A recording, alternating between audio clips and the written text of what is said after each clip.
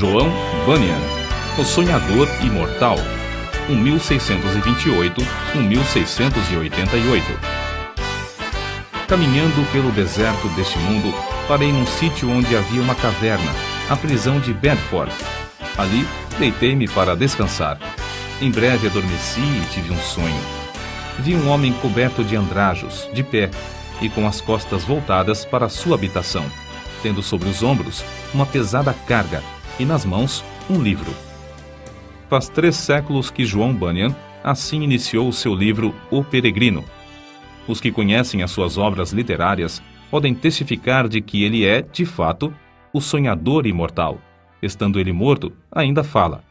Contudo, enquanto miríades de crentes conhecem o peregrino, poucos conhecem a história da vida de oração desse valente pregador. Bunyan, na sua obra Graça Abundante ao Principal dos Pecadores, nos informa que seus pais, apesar de viverem em extrema pobreza, conseguiram ensiná-lo a ler e escrever. Ele mesmo intitulou-se o Principal dos Pecadores. Outros atestam que, mesmo em sua impiedade, jamais foi beberrão ou imoral. Contudo, casou-se com uma moça de família, cujos membros eram crentes fervorosos. Bunyan era funileiro e, como acontecia com todos os funileiros, era paupérrimo. Ele não possuía nem um prato nem uma colher, apenas 2 livros: O Caminho do Homem Simples para os Céus e A Prática da Piedade, obras que seu pai, ao falecer, lhe deixara. Apesar de Bunyan achar algumas coisas que lhe interessavam nesses 2 livros, somente nos cultos é que se sentiu convicto de estar no caminho para o inferno. Descobre-se nos seguintes trechos, transcritos de Graça Abundante ao Principal dos Pecadores, como ele lutava em oração no tempo da sua conversão. Veio-me às mãos uma obra dos Hunters, livro estimado por alguns doutores. Não sabendo julgar os méritos dessas doutrinas, dediquei-me a orar desta maneira: Ó Senhor, não sei julgar entre o erro e a verdade. Senhor, não me abandones por aceitar ou rejeitar essa doutrina cegamente. Se ela for de ti, não me deixes desprezá-la. Se for do diabo, não me deixes abraçá-la. Louvado seja Deus! Ele que me dirigiu a clamar, desconfiando da minha própria sabedoria, ele mesmo me guarda do erro dos Hunters. A Bíblia já era para mim muito preciosa nesse tempo. Enquanto me sentia condenado às penas eternas, admirei-me de como o próximo se esforçava para ganhar bens terrestres, como se esperasse viver aqui eternamente. Se eu pudesse ter a certeza da salvação da minha alma, como me sentiria rico, mesmo que não tivesse mais para comer a não ser feijão. Busquei ao Senhor orando e chorando, e do fundo da alma clamei: Ó Senhor, mostra-me, eu te rogo, que me amas com amor eterno. Logo que clamei, voltaram para mim as palavras, como um eco: Eu te amo com amor eterno. Deitei-me para dormir em paz, e ao acordar, no dia seguinte, a mesma paz permanecia na minha alma. O Senhor me assegurou: Amei-te enquanto vivias no pecado. Amei-te antes, amo-te depois, e amar-te-ei por todo sempre. Certa manhã, enquanto tremia na oração, porque pensava que não houvesse palavra de Deus para me sossegar, ele me deu esta frase: A minha graça te basta. O meu entendimento foi tão iluminado como se o Senhor Jesus olhasse dos céus para mim, pelo telhado da casa, e me dirigisse essas palavras. Voltei para casa chorando, transbordando de gozo e humilhado até o pó. Contudo, certo dia, enquanto andava no campo, a consciência inquieta, de repente essas palavras entraram na minha alma: Tua justiça está nos céus. E parecia que, com os olhos da alma, via Jesus Cristo à destra de Deus, permanecendo ali como minha justiça. Vi, além disso, que não é o meu bom coração que torna a minha justiça melhor, nem que a prejudica, porque a minha justiça é o próprio Cristo, o mesmo ontem, hoje e para sempre. As cadeias, então, caíram-me das pernas. Fiquei livre das angústias. As tentações perderam a força. O horror da severidade de Deus não mais me perturbava, e voltei para casa regozijando-me na graça e no amor de Deus. Não achei na Bíblia a frase: Tua justiça está nos céus, mas achei o qual para nós foi feito por Deus sabedoria e justiça, e santificação e redenção. 1 Coríntios, capítulo 1, versículo 30. E vi que a outra frase era verdade. Enquanto eu assim meditava, o seguinte trecho das Escrituras penetrou no meu espírito com poder. Não pelas obras de justiça que houvéssemos feito, mas segundo a sua misericórdia nos salvou. Assim, fui levantado para as alturas, e me achei nos braços da graça e misericórdia. Antes temia a morte, mas depois clamei: quero morrer. A morte tornou-se para mim uma coisa desejável. Não se vive verdadeiramente antes de passar para outra vida. Oh, pensava eu, esta vida é apenas um sonho em comparação à outra. Foi nessa ocasião que as palavras herdeiros de Deus se tornaram tão cheias de sentido que eu não tenho como explicá-las aqui nesse mundo. Herdeiros de Deus. O próprio Deus é a porção dos santos. Isso vi e disso me admirei, contudo, não posso contar o que vi. Cristo era um Cristo precioso na minha alma. Era o meu gozo, a paz e o triunfo por Cristo eram tão grandes que tive dificuldade em conter-me e ficar deitado. Bunyan, ainda que lutando para sair da escravidão do vício do pecado, não fechava a alma aos perdidos, que ignoravam os horrores do inferno. Acerca disto, ele escreveu: percebi pelas Escrituras que o Espírito Santo não quer que os homens enterrem os seus talentos e dons, mas antes que despertem esses dons. Dou graças a Deus por me haver concedido uma medida de entranhas e compaixão pela alma do próximo, e me enviou a esforçar-me grandemente para falar uma palavra que Deus pudesse usar para apoderar-se da consciência e despertá-la. Nisso, o bom Senhor respondeu ao apelo de seu servo, e o povo começou a mostrar-se comovido e angustiado de espírito ao perceber o horror do seu pecado e a necessidade de aceitar a Jesus Cristo. De coração, clamei a Deus com grande insistência que ele tornasse a palavra eficaz para a salvação da alma. De fato, disse repetidamente ao Senhor que, se o meu enforcamento perante os olhos dos ouvintes servisse para despertá-los e confirmá-los na verdade, eu aceitaria alegremente. O maior anelo em cumprir meu ministério era o de entrar nos lugares mais escuros do país. Na pregação, realmente sentia dores de parto para que nascessem filhos para Deus. Sem fruto, não ligava importância a qualquer louvor aos meus esforços. Com fruto, não me importava com qualquer oposição. Os obstáculos que Bunyan tinha de encarar eram muitos e variados. Satanás, vendo-se grandemente prejudicado pela obra desse servo de Deus, começou a levantar barreiras de todas as formas. Bunyan resistia fielmente a todas as tentações de vangloriar-se sobre o fruto de seu ministério e cair na condenação do diabo. Quando, certa vez, um dos ouvintes lhe disse que pregara um bom sermão, ele respondeu: não precisa dizer-me isso. O diabo já cochichou a mesma coisa no meu ouvido antes de sair da tribuna. Então, o inimigo das almas suscitou calúnias e boatos em todo o país, a fim de induzi-lo a abandonar seu ministério.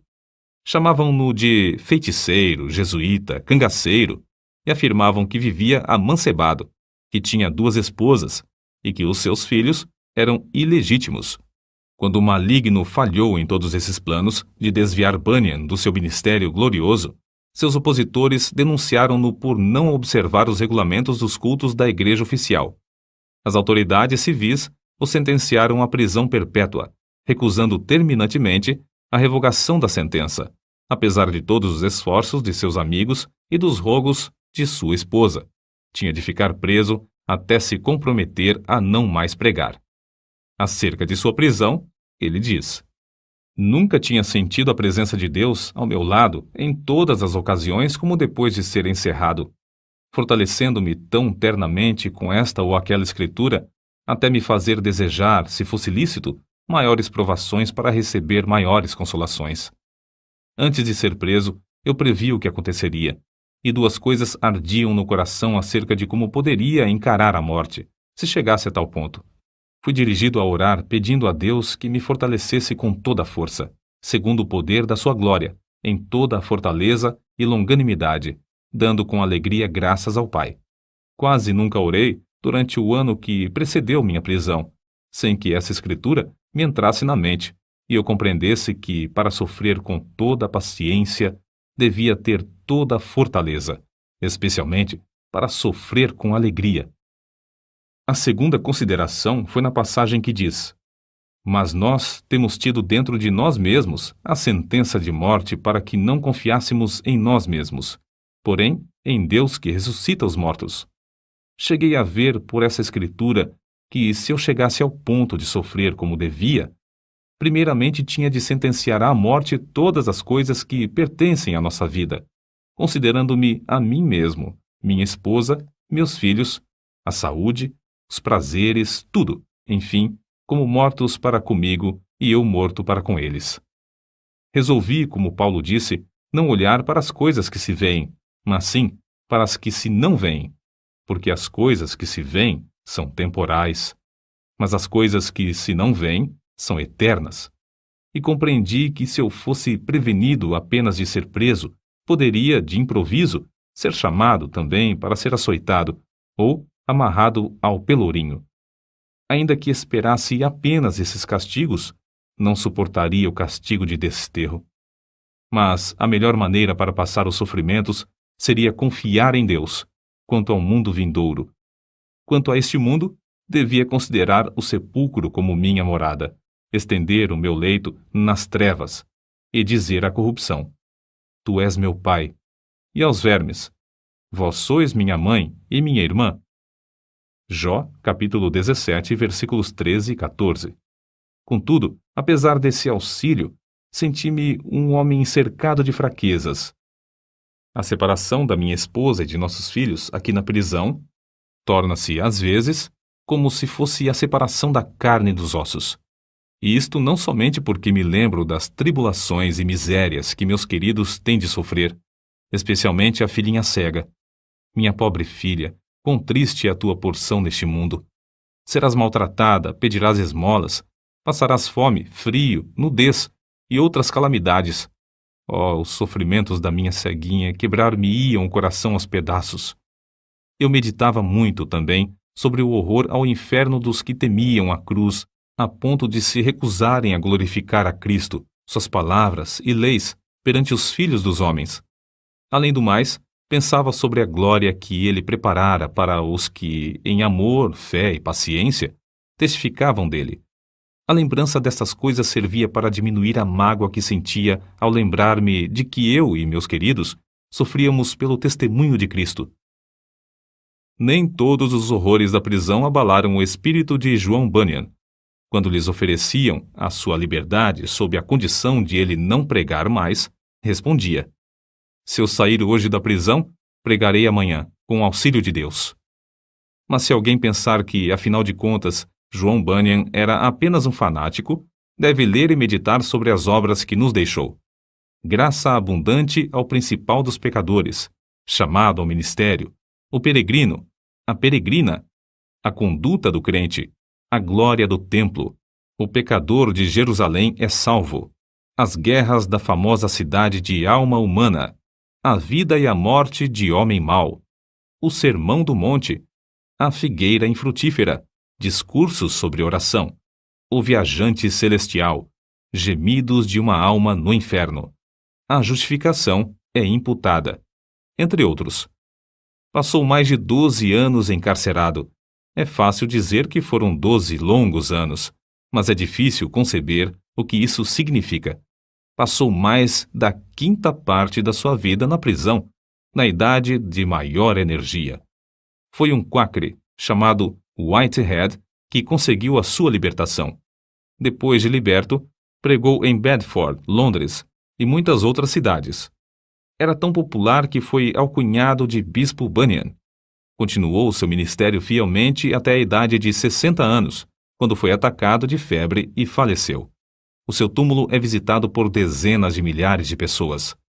O orador, o escritor, o pregador, o professor da escola dominical e o pai de família, cada um conforme o seu ofício, podem lucrar grandemente com o estudo do estilo e méritos de seus escritos, apesar de ele ter sido apenas um humilde funileiro sem instrução. Mas como se pode explicar o maravilhoso sucesso de Bunyan? Como pode um iletrado, pregar como ele pregava e escrever num estilo capaz de interessar à criança e ao adulto, ao pobre e ao rico, ao douto e ao indouto. A única explicação do seu êxito é que ele era um homem em constante comunhão com Deus. Apesar de seu corpo estar preso no cárcere, a sua alma estava liberta, porque foi ali, numa cela, que John Bunyan teve as visões descritas nos seus livros. Visões muito mais reais do que os seus perseguidores e as paredes que o cercavam. Depois de desaparecerem os perseguidores da terra e as paredes virarem pó, o que Bunyan escreveu continua a iluminar e alegrar todas as terras e gerações.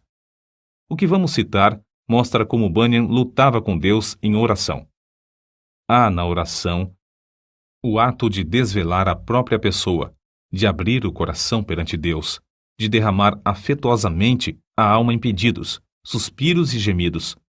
Senhor, disse Davi, diante de ti está todo o meu desejo, e o meu gemido não te é oculto. Salmo capítulo 38, versículo 9. E outra vez, a minha alma tem sede de Deus, do Deus vivo. Quando entrarei e me apresentarei ante a face de Deus? Quando me lembro disto, dentro de mim, derramo a minha alma. Salmos, capítulo 42, versículos 2 ao 4. Note, derramo a minha alma. É um termo demonstrativo de que, em oração, sai a própria vida e toda a força para Deus. Em outra ocasião, escreveu: as melhores orações consistem, às vezes, mais em gemidos do que em palavras, e estas palavras não são mais que a mera representação do coração, vida e espírito de tais orações.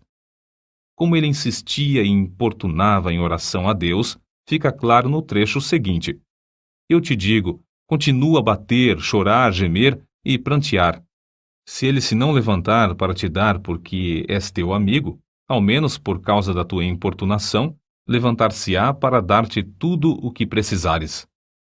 Sem contestação, o grande fenômeno da vida de John Bunyan consistia no seu conhecimento íntimo das Escrituras, as quais amava, e na perseverança em oração ao Deus que adorava.